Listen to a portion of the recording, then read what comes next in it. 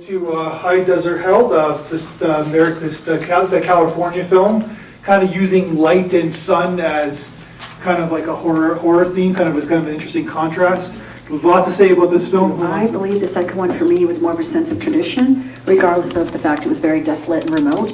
There was a sense that theme must keep to the offering, the killing that happened there. There was always one strong thing, was tradition. He had to follow tradition. And that's how I'm seeing it, in that sense. With a sense of survival, because she was trying, that character was trying to escape, even though she ended up meeting her death, which still goes back to the same theme, survival, but this one was more a tradition. This film, I'm not an expert in the Bible, but there seems to be a lot of biblical kind of references and kind of like the setup and the payoff of the kind of these characters and their endings. But then again, what happened to the other guy? What happened to the Led Zeppelin guy? Where did he go? Where did he show up? I think the Led Zeppelin guy with the beard, I think he was the guy that was face down in the bathroom with the axe in his back. Okay. That was my thought. But how did he get there, though? That's a good question.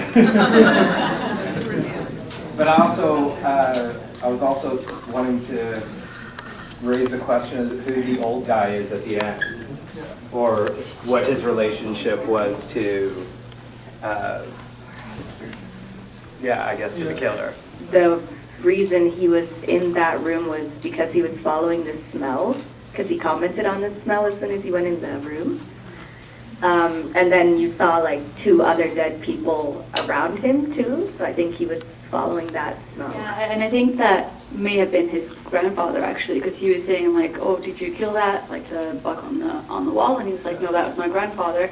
And she may have seen him in the photos, like as she was flipping through and noticed, oh yeah, this is the same guy. So I think they may have been related, and they kind of do this, but he wasn't expecting to get, stung by the rattlesnakes, no. Yeah, the rattlesnake just happened to be there too, right? Yeah. Then he gets run over. But it was kind of effective the way they did that, though. They ran them over. It was very realistic, and I saw the shudder from the crowd when she gets it in the car, like the blood stain. The way they did that was kind of shocking. It was shocking to me. Even when he took out his gun, I didn't expect it. I really liked how they kind of showed what was going to happen. Like the couple was like dragging himself on the ground, but we don't know how that was going to happen or if he was the bad guy or not. And then we saw the girl, so it was interesting to see how it all went down.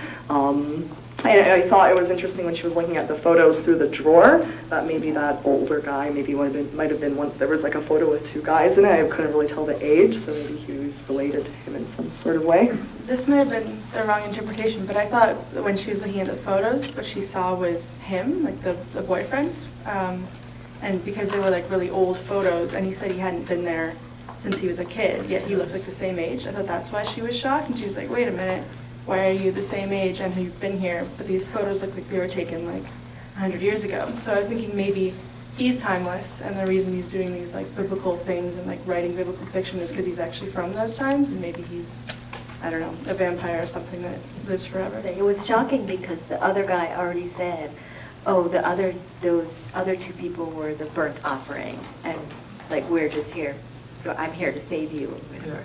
So in our minds, we're like, okay, well she's safe because they have the other 2 for the burnt offering. But then all of a sudden, oh no, she's not safe. Her blood's everywhere. Yeah, I was just going to talk about or answer what you were talking about the end shot with the shotgun. The sound in that film seemed to really like the silence that they used and the little tiny, like even just the click of the camera or just the screeching of the wood when she opens the drawer. It was very effective, and then it's like that final shot you've seen in so many other horror films, but he doesn't cut and he keeps his distance, so you can kind of picture the chaos that's kind of going on inside the car.